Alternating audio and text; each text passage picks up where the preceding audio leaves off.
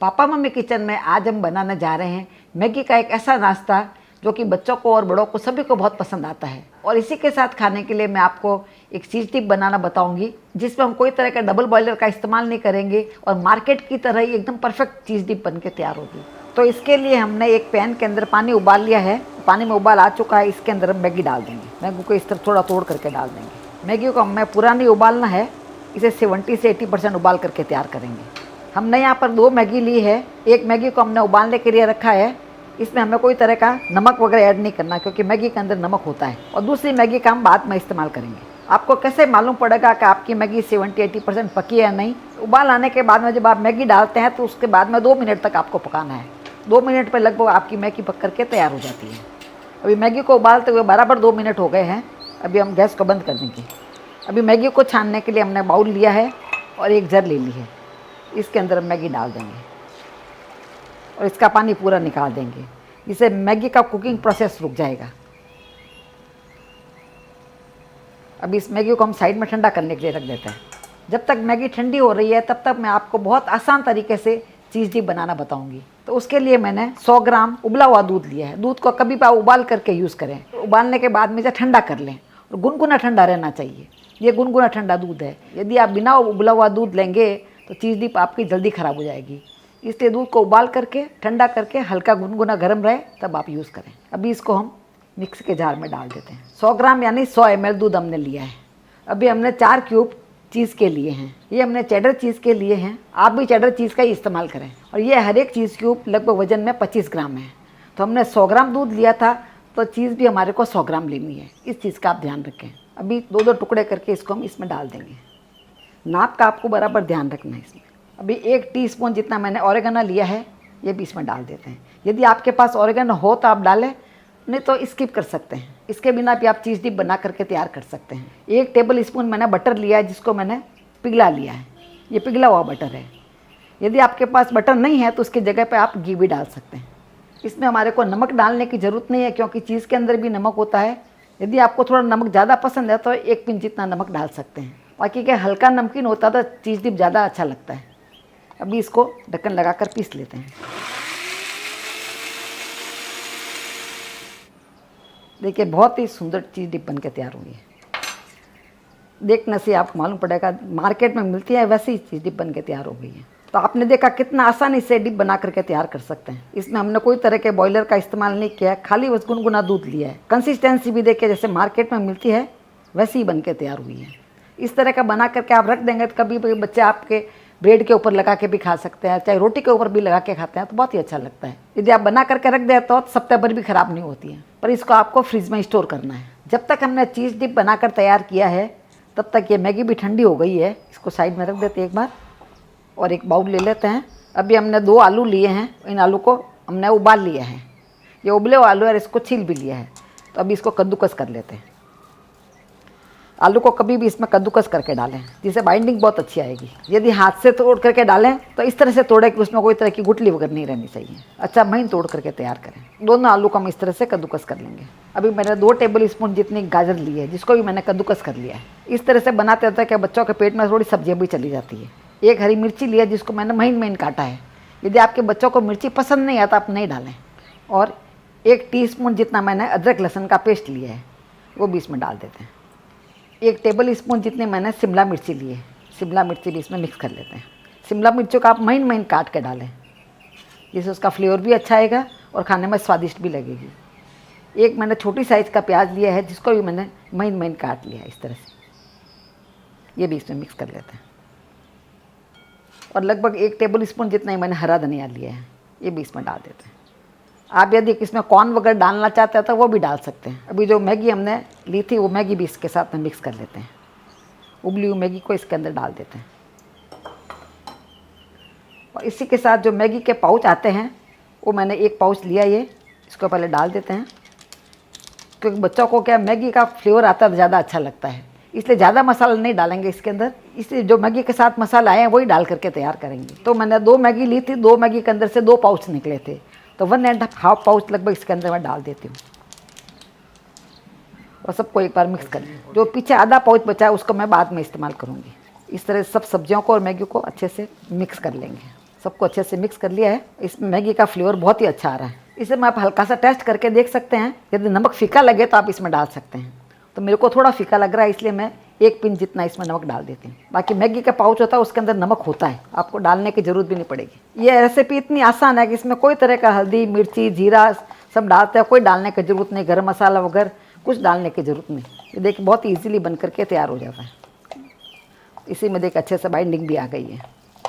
आलू के कारण से और मैगी के कारण से अच्छी बाइंडिंग हो जाती है इसमें। यदि बाइंडिंग नहीं आती है तो उसके साथ में आप यदि कॉर्नफ्लोर वगैरह डाल सकते हैं, या चावल का आटा भी डाल सकते हैं, या पोहा को पीस करके डाल सकते हैं।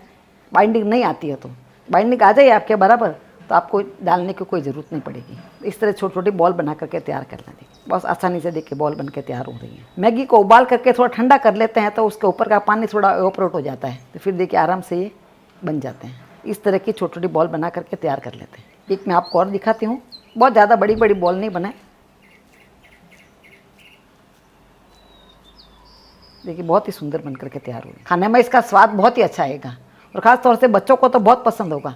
बच्चे फटाफट इसको चट कर जाएंगे। इस तरह से हमने सभी बॉल्स को बनाकर तैयार कर लिया है। अभी हम एक गोल बनाकर तैयार कर लेते हैं। गोल को बनाने के लिए हमने 4 टेबल स्पून मैदा लिया है।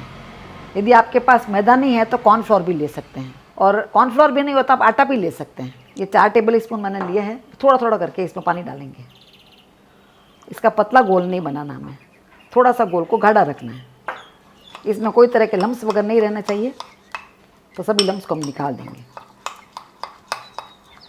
विस्कर लेके अगर जब गोल बनाते हैं तो अच्छा स्मूथ बन के तैयार होता है और जल्दी बन जाता है। तो देखिए गोल को मैंने काफ़ी गाढ़ा बनाया है। इस तरह से गाढ़ा गोल बनाकर तैयार करें। गोल पतला नहीं होना चाहिए। देखिए इस चम्मच के पीछे दिख रहा है आपको, पूरा इसके ऊपर लग गया है। बहुत ज़्यादा ही गाढ़ा नहीं होना चाहिए। आप देख पा रहे हैं चम्मच के ऊपर एक पतली सी लेयर लग गई है, इतना गाढ़ा होना चाहिए। इतना गोल बनाने में लगभग हमारे आधा कप पानी लग गया है। अब जो हमने मैगी के पाउच में से आधा बचा कर रखा था वो इसके अंदर डाल देते हैं। ये इसके अंदर भी फ्लेवर बहुत अच्छा आएगा।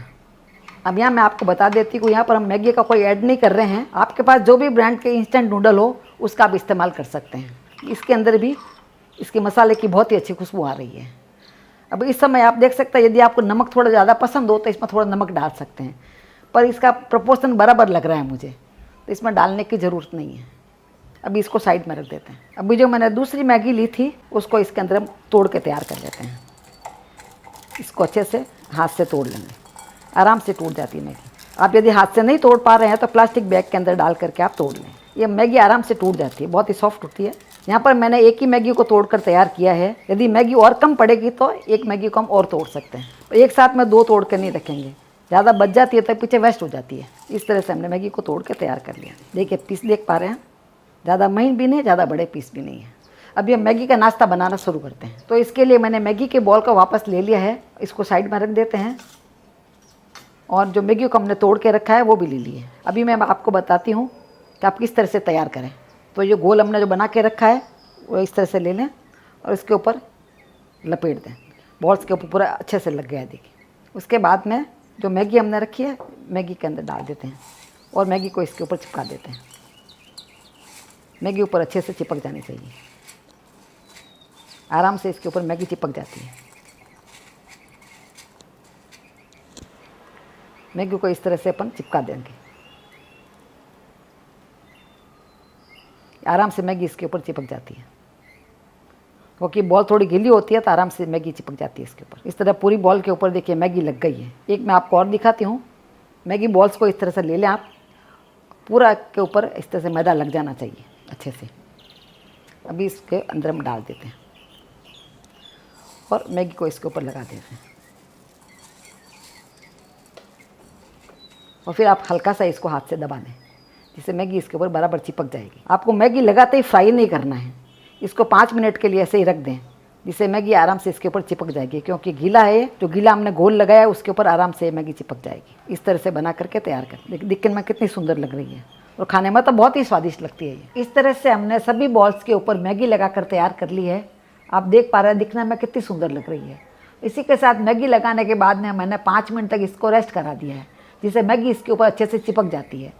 तो आप देख पा रहे हैं, देखिए मैगी आराम से इसके ऊपर लग गई है, निकल नहीं रही कोई भी मैगी का। यहाँ मैं आपको बता देती हूँ कि इन सब बॉल के ऊपर लगाने के लिए मैंने एक मैगी को और तोड़ा था, कुल मिला के इसके ऊपर लगाने में मेरे 2 मैगी लगी है। यदि 2 मैगी लगाकर बराबर तैयार करेंगे तो खाने में बहुत ही स्वादिष्ट लगेंगे, क्योंकि इसके बाहर की जो क्रिस्पी और क्रंची लेयर होगी वो खाने में बच्चों और बड़ों सभी को बहुत ही अच्छी लगेगी। साइड में हमारा तेल भी गर्म हो गया है। एक मैगी का टुकड़ा डाल के देख लेते हैं। देखिए, डालते ही ये ऊपर आ रहा है, इसका मतलब तेल बराबर परफेक्ट गर्म हो गया है। अभी एक एक करके इसके अंदर हम मैगी के नाश्ते को डाल देंगे। बहुत ज़्यादा एक साथ में नहीं डालेंगे, बहुत ही धीरे धीरे ये पकती रहती है। देखिए, तेल को खाली चलाएंगे ऐसे थोड़ा सा। आप देख पा रहे हैं दिखने में कितनी सुंदर लग रही है। इसको हल्का हल्का करके पलटेंगे, धीरे से इसको पलट देंगे। 5 मिनट जब आप मैगी को रख देते हैं लगाने के बाद में, तो आराम से इसके ऊपर चिपक जाती है। 5 मिनट रखना ज़रूरी है इसको, तो कोई भी मैगी निकल नहीं रही है। बराबर आप नहीं चिपकाएंगे तो मैगी निकलने लग जाएगी। यहाँ पर मैंने मैदा की मैगी यूज़ की है, आप चाहे तो आटे वाली मैगी भी यूज़ कर सकते हैं। टेस्ट में कोई फ़र्क नहीं आएगा, वैसा ही बन के तैयार होगा। थोड़ा कलर में डिफरेंस आया था, और कुछ भी नहीं होता है, थोड़ा कलर में डिफरेंस आया था।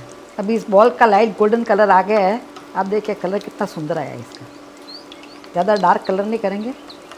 देखिए, बहुत ही सुंदर कलर आया है। इस तरह के गर्मा गर्म नाश्ते को आप चीज़ डिप के साथ में, टमाटो केचप के साथ में, चटनी के साथ में खाएंगे तो भी बहुत ही अच्छा लगेगा। कुछ नहीं तो कोरा भी खाते हैं तो बहुत अच्छा लगता है, क्योंकि इसके बाहर जो क्रंची लेयर है वो खाने में बहुत ही स्वादिष्ट लगती है। एक मैं आपको काट के दिखाती हूँ। तो आपको ये रेसिपी कैसी लगी नीचे कमेंट बॉक्स में लिख के हमें ज़रूर बताएं। मिलते हैं ऐसे ही दूसरे वीडियो में, तब तक के लिए goodbye and take care.